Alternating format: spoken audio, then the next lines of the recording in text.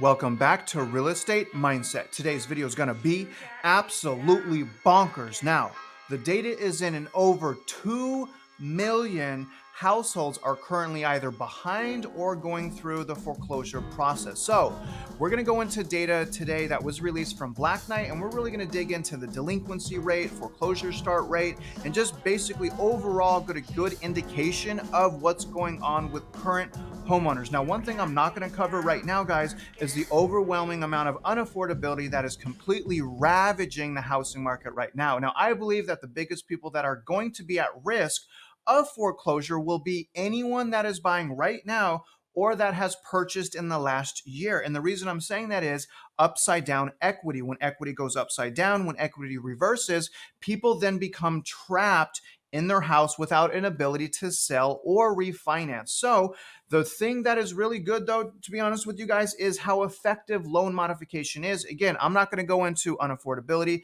and I'm not going to go into loan modification today. We're going to stick with defaults, but I will go over consumer debt, credit card debt, auto loan debt, and the savings rate, because I believe that those things are going to play a factor along with unemployment in the upcoming wave of foreclosure. So today we're going to dig into an article from Black Knight, like I said. But before we continue, please, you guys, understand I'm not a financial advisor. Even if I want to be, even if I act like I am, I'm not a financial advisor. My bio is as a normal person who had a foreclosure myself. I had a foreclosure myself. When the bank short sold that property, I was issued a 1099 for over $180,000. That 1099 was given to the IRS, even though I filed insolvency in 2009. I was hit with a tax bill of over $100,000 that I could not escape. I had to run out the statute of limitations the last time we were in a housing market crash. So I know a lot about the emotional struggles of trying to stay in your house, trying to afford it. And that's why I'm trying to sound the alarm. If you're out there interested in purchasing property, it's really important, in my opinion, to understand that what a great deal today is may not be a great deal 2 years from now. So in other words, a lot of caution needs to be happening right now if you're interested in investing in the housing market. But again, you guys, we're going to jump into a Black Knight article that's titled Black Knight's First Look at January 2023 Mortgage Data. Expanded and enhanced market data shows mortgage delinquency improved across the board in January. Uptick in foreclosure starts. Now, what's really interesting is they've changed their data once again. We did not end last year, when I did a report anyways, with 2 million households behind. So very, very interesting, you guys. We're going to look at this. Good thing I make videos, because this videos last and we can always re-reference the videos that I'm making, actually, which I find has been very important with all of the changing data. But a few bullet points and then we'll move on to the actual charts and really dig in. With this month's first look, Black Knight begins applying its expected McDash loan level mortgage data set, already available to clients and contributors to its public performance metrics reporting. So I'm interested in getting a membership, to be honest with you. I want to get these reports a lot sooner, but that's all right. This enhanced report provides additional insight into the more than 200 million active and historical loan level mortgage records for even more granular and representative analyst of today's complex market. So Black Knight, you guys, is pretty good at the data. They have a lot of data, which is why I'm using them. Okay, right here. Okay, January performance data showed a slight decrease, 10 basis points in the national delinquency rate month over month, which is now down 15.1% year over year. Foreclosure start saw the fourth straight increase, but remained 37% below pre-pandemic levels. So in other words, we can't count on inventory in the next year coming from foreclosures, more than likely. Active foreclosures are up 20% since January 2022. But again, this can all spiral out of control really quickly. But they too remain nearly 20% below pre-pandemic levels. So I want to make you guys really aware that, from pre-pandemic, we're actually in good shape for a default and foreclosure start perspective. But again, what this is not really showing is the overwhelming amount of unaffordability, and it's not showing you guys all of the current homeowners that are trapped going through financial hardship. But later on, it will show that, I believe. As purchase and refinance lending continue to face interest rate headwinds, prepayment activity hit yet another record low in January, dating back to at least 2000 when Black Knight reported on this major. So refinances are down to a 2-decade low right now. Isn't that wild, you guys? But let me just kind of move on to the charts. I'll have this in my description if you guys want to analyze it, but I really want to focus on this data set right here, you guys. Okay, and let's start over here with the total delinquency. So here's the total delinquencies. Now, what's very interesting with the total delinquency, this is crazy actually.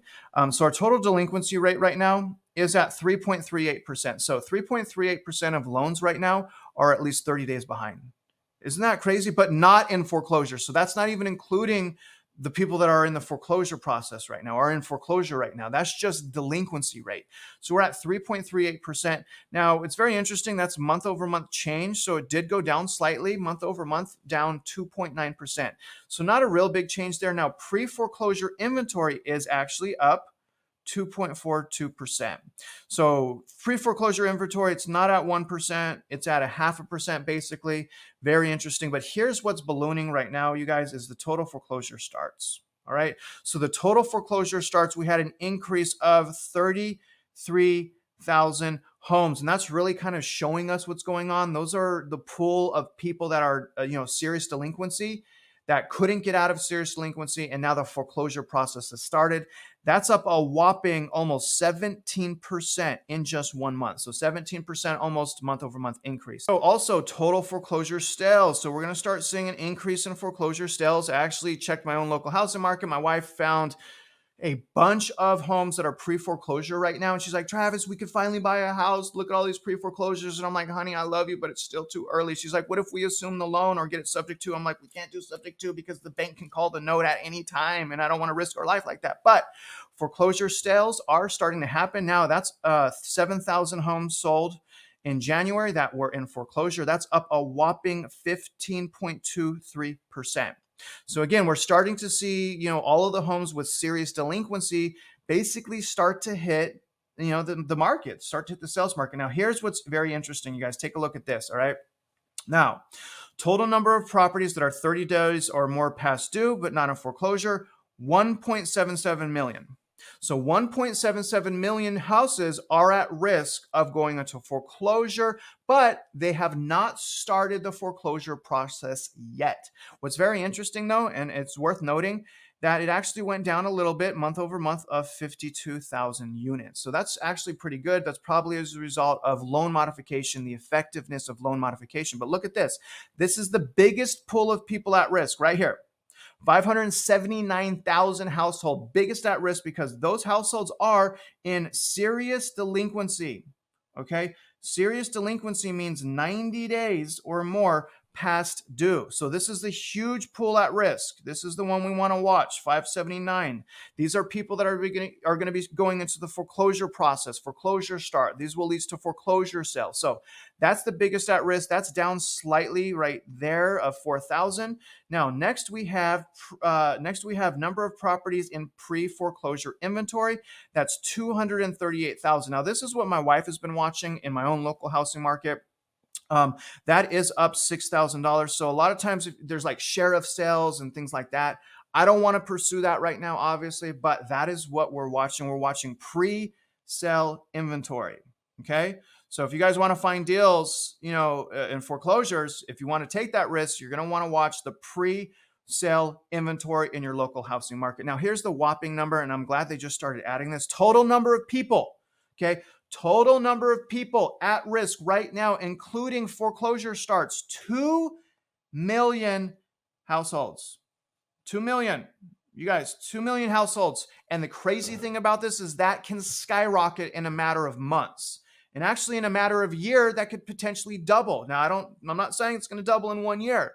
I'm just saying, you guys, it definitely has the potential to double in just 1 year. And I'm going to take a look at auto loans and consumer debt. But let me show you guys a couple more charts. Okay, now here's the top 5 states. Okay, so this is the top 5 states. Let me zoom in here so you guys can see this a little bit better. These are their top 5 states right here that are non-current. All right, so the top 5 states at non-current, and this is pretty wicked because these are all like right next to each other. So number 1 state, Mississippi. Mississippi has a whopping, eye-popping 8% delinquency rate.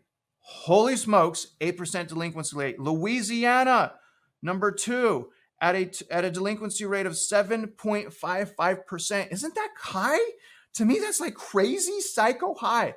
Followed by number 3, Alabama at 5.72, Indiana and Arkansas at 5.25, essentially each. So those are the top 5 states, you guys, that are actually suffering from defaults. Those are the states we want to keep an eye on. Now, personally, it is what it is. Now, here's the top 5 bottom states. This is so crazy to me that California is in here. The reason that's crazy to me is because California is experiencing a total meltdown in prices, despite what realtors say. We have the data now. Now, obviously, not in every metro area. Vital signs, I hear you. Medic, I hear you, right? No, not in every metro area. But regardless, you guys, the crazy thing, the point I'm trying to make is California only has a 2.18% delinquency rate.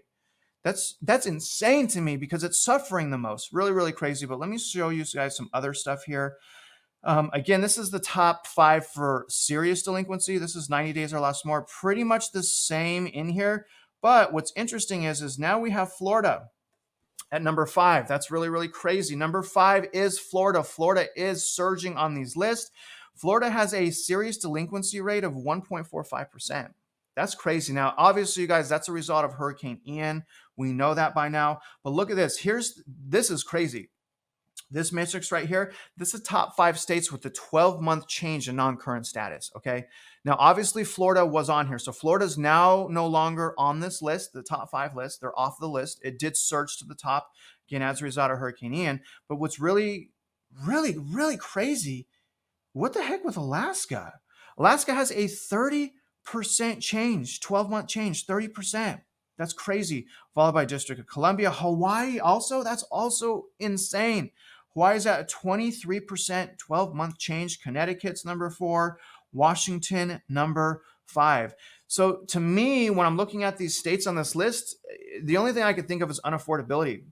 I mean, super bad unaffordability. People can't even afford to live in most of those states. So very, very intriguing, you guys. Let's keep an eye on all of this data. Now what I want to do is we're going to quickly hop into 3 different charts from Fred, just so we can look at the overall health of potential homeowners or consumers right now, because we have multiple black swan events that are happening right now that are telling us that we don't need a foreclosure surge to have the greatest price collapse in our housing market history. Because we're having the fastest price crash right now in history without unemployment, foreclosure, and massive inventory right now. So my thing is, well, what happens when we do have a recession, unemployment, foreclosures, and supply? What happens then? Do we have a depression, right? And what happens when the credit card debt explodes? What happens when the vehicle loan debt explodes? What happens when people lose all of their savings? Think about it. Because I believe what's going to happen is if any of those things will happen, if any of them happen, we're going to have the worst price decline in history. We're already on pace for that right now. We're already on pace for that. But regardless, look at these charts right now. All right, so let's start at the personal savings rate. So the personal savings rate actually went up. They keep changing this data. This is so crazy to me. But right now, the personal savings rate is up to 4.7 months. That is historically low still. Now, the reason I believe that's been going up is because people are starting to see they should take their money out of the stock market, out of the real estate, investing in real estate, and put it in high yielding savings accounts, because they're yielding 4 and 5% right now, which is wild if you think about it. But our normal savings rate is up here at 6 and 7%. This is all pre-pandemic right here, you guys. So we're still well off our normal personal savings rate. But here's what's saving people right now. People still have money left over from all of the COVID stimulus. Now they're losing a lot of that money. Some analysts estimate that 65% of people's existing savings will be dwindled by year's end. So something to consider, but let's jump into credit card debt now. So here's consumer credit card debt and other revolving plans. All right, so this is really, really interesting. Let me pull the 1 year real quick. So we went up from this is just 1 week, okay? So in 1 week, we went from 954 to 958, which essentially represents about a 3 billion increase in consumer debt in just 1 year. So in just 1 week. In just 1 week, that is a lot of consumer debt. Let me show you guys the 10-year. Look at this. This is the 10-year graph. Look at how just consumer debt is just crazy. People are spending like crazy. Look at the max. Let me go max right here. This is where we're at the last collapse, right down here at about 318. Let's just say 330 billion. All right. So the last collapse, we're at 330 billion. So right now we're in a much worse situation than 2008 when it comes to consumer credit card debt. Just to put that on record, way worse than 2008. Now take a look at this. This is consumer loans, basically auto loans right here.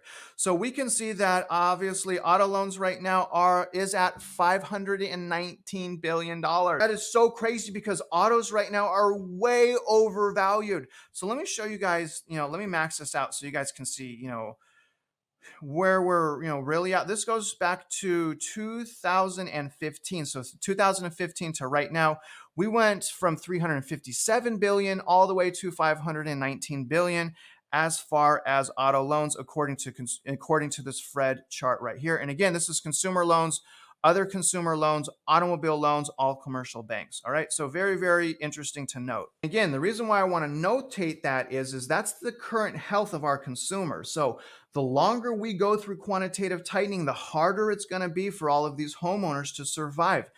Obviously, their savings is going away. They can't save as much money because of inflation. Their credit card debt is exploding. Auto loans are exploding. We're going to see, if not foreclosures, we're going to see a massive amount of people going into bankruptcy, either Chapter 7 or Chapter 13 bankruptcy to protect their house assets. So very, very interesting, you guys, even though, again, the defaults are at, traditionally historical lows. Don't forget, just like last time, it could be 1 year, 2 years, and all of those numbers can double or triple in just 2 years. Think about that, guys, when you're frustrated with the housing market and you just want to buy. And the reason I say think about that is you don't want to be one of these people that lose their houses, because you don't just lose your house. You lose, I lost my hope. I lost my confidence. I lost my ability to invest for 9 years. You lose so much more than you can imagine. Unless you've already had a foreclosure, like I had a foreclosure, bankruptcy, repo, and tax lien. You guys, it's way, way worse than you can ever imagine. So all I'm saying is tread lightly, let the dust settle in the market, and let's just see what's going on before we go overly optimistic. Obviously, what's happening is inflation, second round of inflation, 10-year went up, things are getting even more unaffordable. I mean, this thing is like a cycle. I see so many things happening right now that happened in 2007. Some things, 2007 versus right now is not as bad, and some things are way worse. So it is not different. Therefore, we have to analyze this housing market differently, and we have to look at the big picture.